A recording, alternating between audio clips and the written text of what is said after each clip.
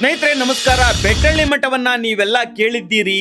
ಆ ಮಠಕ್ಕೆ ಮತ್ತೊಂದು ಶಾಖಾ ಮಠವಿದೆ, ಅದು ಚೌಡನಕುಪ್ಪೆಯಲ್ಲಿ. ಅದರ ಹೆಸರು ಬಂದು ಶ್ರೀ ಕರಲಾಳು ಶಿವಶರಣರ ಮಠ.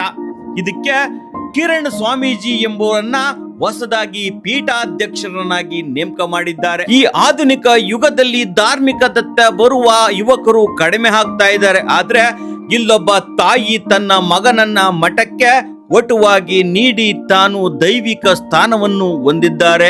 ಆ ತಾಯಿಯ ಮನದಾಳದ ಮಾತನ್ನು ಕೇಳಿ.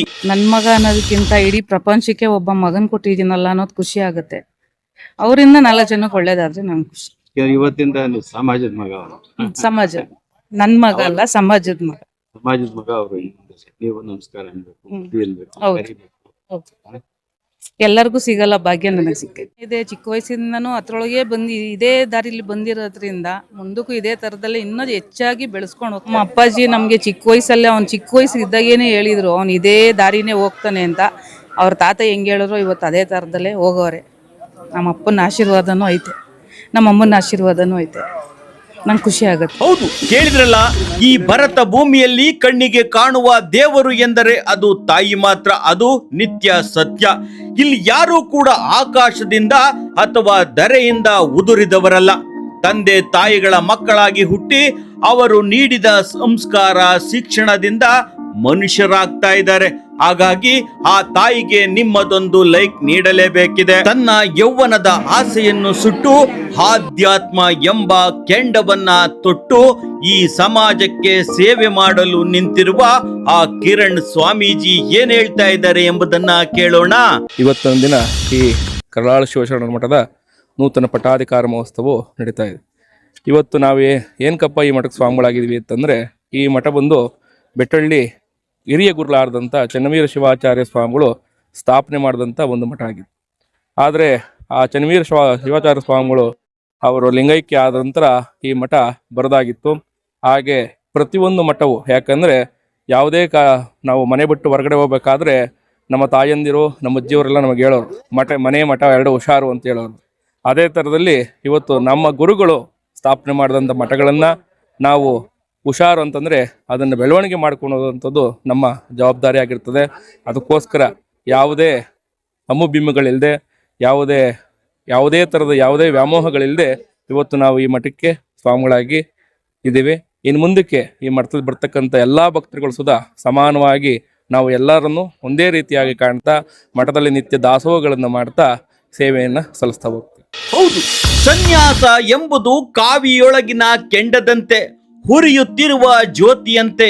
ಕಾಮ ಕ್ರೋಧ ಲೋಭ ಮೋಹ ಮದ ಮತ್ಸರಗಳಂತ ಹರಿಷಡ್ ವರ್ಗಗಳನ್ನು ಸುಟ್ಟು ಭಕ್ತರ ಪಾಲಿನ ಭಗವಂತನಾಗಿ ದುಡಿದಾಗ ಮಾತ್ರ ಜನರ ಪ್ರೀತಿ ವಿಶ್ವಾಸ ನಂಬಿಕೆಗಳ ಜೊತೆಗೆ ಆ ಗುರುಗಳ ಆಶೀರ್ವಾದ ಸಿಗಲು ಸಾಧ್ಯ. ಆ ಕೆಲಸವನ್ನು ಮಾಡಿದವರು ನಿಜವಾಗಿ ಬೆಟ್ಟಳ್ಳಿ ಮಠದ ಚಂದ್ರಶೇಖರ ಸ್ವಾಮೀಜಿಯವರು. ಈ ಬಗ್ಗೆ ಅವ್ರು ಏನ್ ಹೇಳ್ತಾ ಇದ್ದಾರೆ ಎಂಬುದನ್ನ ಕೇಳೋಣ. ಇವತ್ತು ನಾಡಿನಾದ್ಯಂತ ಧರ್ಮ ಜಾಗೃತಿ ಅವಶ್ಯಕತೆ ನಡೆಯುವಂಥ ಪುಣ್ಯ ಕಾರ್ಯದ ನಿಮಿತ್ತ ಮಠಗಳ ಮರುಸ್ಥಾಪನೆ, ಪೂಜ್ಯ ಮಠಾಧೀಶರುಗಳನ್ನು ಆ ಮಠಗಳಲ್ಲಿ ಪಟ್ಟಾಧಿಕಾರ ಮಾಡುವಂತಹ ಕಾರ್ಯ ಸಾಂಗೋಪಾಂಗವಾಗಿ ನಡೆಯುವಂತಹ ಸುಸಂದರ್ಭದಲ್ಲಿ ಇವತ್ತು ನಮ್ಮ ಕರಲಾಳು ಮಠಕ್ಕೆ ಪೂಜ್ಯ ನೂತನ ಶ್ರೀಗಳಾಗಿ ಚನ್ನವೀರ ಶಿವಾಚಾರ್ಯ ಸ್ವಾಮಿಗಳೆಂಬ ಅಭಿನಾಂಕಿತದೊಂದಿಗೆ ಇವತ್ತು ನೂತನ ಪೂಜ್ಯರನ್ನು ಈ ಮಠಕ್ಕೆ ನೆರವೇರಿಸಲಾಗಿದೆ. ಪೂಜ್ಯರು ಈ ಭಾಗದ ಸಮಗ್ರ ಧಾರ್ಮಿಕ ಕಾರ್ಯಕ್ರಮಗಳನ್ನು, ವಚನ ಸಾಹಿತ್ಯವನ್ನು ನಾಡಿನ ಮನೆಗಳಿಗೆ ಮುಟ್ಟಿಸುವಂಥ ಶುಭ ಕಾರ್ಯ ಆಗಲಿ ಅಂತ ಶಕ್ತಿಯನ್ನು ಆ ದಯಾಮಯನಾದಂಥ ತೋಂಟದ ಸಿದ್ಧಲಿಂಗೇಶ್ವರರು, ಬಸವಾದಿ ಶರಣರು ಕರುಣಿಸ್ಲಿ ಅಂತ ನಾನಾದರೂ ಈ ಮೂಲಕ ಪ್ರಾರ್ಥನೆ ಮಾಡ್ಕೊಳ್ತೇನೆ.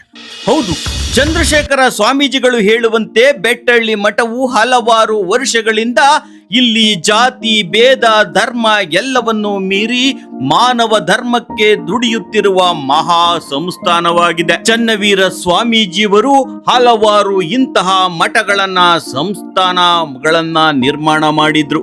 ಹಾಗಾಗಿ ಅವರ ಹೆಸರು ಒಂದು ಶಕ್ತಿಯಾಗಿ ಇಂತಹ ಮಠಗಳಿಗೆ ತುಂಬುತ್ತಿದೆ ಎನ್ನುವುದಾದ್ರೆ ಇಂದಿನ ಮಠಗಳು ಹಾಗೂ ಯುವ ಜನತೆಯ ಜವಾಬ್ದಾರಿ ಏನಿದೆ ಎಂಬುದನ್ನ ತಿಳಿಯೋಣ. ಮಠಗಳ ಪಾತ್ರ ಮಹಾ ದೊಡ್ಡದು. ಆರ್ಥಿಕವಾಗಿ, ಸಾಮಾಜಿಕವಾಗಿ, ಶೈಕ್ಷಣಿಕವಾಗಿ ಪ್ರಪಂಚ ಮುಂದುವರೆದಿದೆ. ಈ ಮುಂದುವರೆದಂಥ ರಾಜ್ಯದಲ್ಲಿ ಧಾರ್ಮಿಕತೆಗೆ ಮೊಟ್ಟ ಮೊದಲಿನ ಸ್ಥಾನ ಕೊಟ್ಟವರು ಅಂದರೆ ಬಸವಾದಿ ಪ್ರಮಥರು. 330 ಕೋಟಿ ದೇವತೆಗಳಲ್ಲಿ ಅತ್ಯಂತ ಮನುಷ್ಯನಾಗಿ ಬಾಳ್ವಿಕೆ ಮಾಡಿ ಮನುಷ್ಯನಲ್ಲಿ ದೇವತ್ವವನ್ನು ಕಾಣ್ತಕ್ಕಂಥ ಪರಂಪರೆಯನ್ನು ಕೊಟ್ಟಿದ್ದರೆ ಅದು ಬಸವಾದಿ ಪ್ರಮಥರು ಇದಕ್ಕೆ ಈ ರಾಜ್ಯಕ್ಕೆ ತೋರಿಸಿ ದೇಶಕ್ಕೆ ಹೋಗಿದ್ದಾರೆ. ಅದರಲ್ಲಿ ಸಾಕಷ್ಟು 7 ಕೋಟಿ ಮಹಾಮಂತ್ರದಲ್ಲಿ ಅತ್ಯಂತ ಶ್ರೇಷ್ಠವಾದಂಥ ಮಹಾಮಂತ್ರ ಓಂ ನಮಃ ಶಿವಾಯ. ಈ ಮಂತ್ರವನ್ನು ಪಠಿಸಿ ಯಡಿಯೂರು ಸಿದ್ಧಲಿಂಗೇಶ್ವರರು, ಗೋಸಲ ಸಿದ್ದೇಶ್ವರರು, ಗುಬ್ಬಿ ಚನ್ನಬಸವೇಶ್ವರರು, ಮಲೆ ಮಾದೇಶ್ವರರು 12ನೇ ಶತಮಾನದಲ್ಲಿ ಬಸವಾದಿ ಪ್ರಮಥರು ಈ ದೇಶಕ್ಕೆ ಕೊಟ್ಟಂಥ ಧಾರ್ಮಿಕ ಪರಂಪರೆಯನ್ನು ಇವತ್ತು ನಾವು ಮಠಾಧಿಪತಿಗಳ ಆದ್ಯ ಕರ್ತವ್ಯ ಮಕ್ಕಳಿಗೆ ಶಿಕ್ಷಣ ಮತ್ತು ಅದಕ್ಕೆ ಧಾರ್ಮಿಕತೆ ಎರಡನ್ನು ಕೊಟ್ಟು ಸಪ್ತಸೂತ್ರಗಳನ್ನು ಮಕ್ಕಳಿಗೆ ತಲೆಗೆ ತುಂಬುವಂಥ ಮಠಾಧಿಪತಿಗಳ ಇವತ್ತು ಪಾತ್ರ ಮಹತ್ವದ್ದಾಗಿದೆ. ಆ ಪಾತ್ರಕ್ಕೆ ಇವತ್ತು ಮಠಾಧಿಪತಿಗಳಿಗೆ ಹೊಸದಾಗಿ ಶ್ರೀಗಳನ್ನು ಮಾಡಿದ್ವಿ. ಅದನ್ನು ಅನೂಚೂನವಾಗಿ ನಡೆಸಿಕೊಂಡು ಭಕ್ತಾದಿಗಳಿಗೆ ಧರ್ಮ ಬೋಧನೆಯನ್ನು ಮಾಡಿ ಈ ಸಮಾಜವನ್ನು ತೀಡುವಂಥ ಹೆಗಲ ಮೇಲೆ ಅವರ ಮೇಲೆ ಈ ಎಳೆಯ ಹೆಗಲ ಮೇಲೆ ಬಹಳಷ್ಟು ಜವಾಬ್ದಾರಿ ಇದೆ. ಹೌದು, ವಿಶ್ವದಲ್ಲಿ ಹಲವಾರು ದೇಶಗಳಿದ್ರೂ ಕೂಡ ಭಾರತ ವಿಜ್ಞಾನ, ಆಧ್ಯಾತ್ಮ, ಯೋಗ, ಸಂಸ್ಕಾರ ಸೇರಿದಂತೆ ಆಯುರ್ವೇದಿಕ್ ಹಾಗೂ ಬಾಹ್ಯಾಕಾಶ ವಿಜ್ಞಾನದಲ್ಲಿ ತನ್ನದೇ ಆದ ಸಾಧನೆಯನ್ನ ಸಾವಿರಾರು ವರ್ಷಗಳ ಹಿಂದೆ ಮಾಡಿದೆ ಎಂಬುದು ಇಂದಿಗೂ ಕೂಡ ಸತ್ಯವಾಗಿದೆ. ಬಂಧುಗಳೇ, ಈ ವಿಚಾರನ 4 ಜನಕ್ಕೆ ತಿಳಿಸ್ಬೇಕು ಅನ್ನೋ ಆಸೆ ನಿಮ್ಮಲ್ಲಿದ್ರೆ ನೀವು ಕೂಡ ದಯವಿಟ್ಟು ವಿಡಿಯೋನ ಶೇರ್ ಮಾಡಿ. ಇನ್ನು ವಸಂತವಾಣಿಯನ್ನು ಸಬ್ಸ್ಕ್ರೈಬ್ ಮಾಡಿಲ್ಲ ಅಂದ್ರೆ ತಕ್ಷಣ ಸಬ್ಸ್ಕ್ರೈಬ್ ಮಾಡಿ. ನಮ್ಮ ಪ್ರಯತ್ನಕ್ಕೆ ಒಂದು ಲೈಕ್ ಕೊಟ್ಟು ಬೆಂಬಲಿಸಿ. ಅದೇ ರೀತಿ ಇದುವರೆಗೂ ನೋಡಿದ್ದಕ್ಕೆ ನಿಮ್ಗೆ ವಂದನೆಗಳು.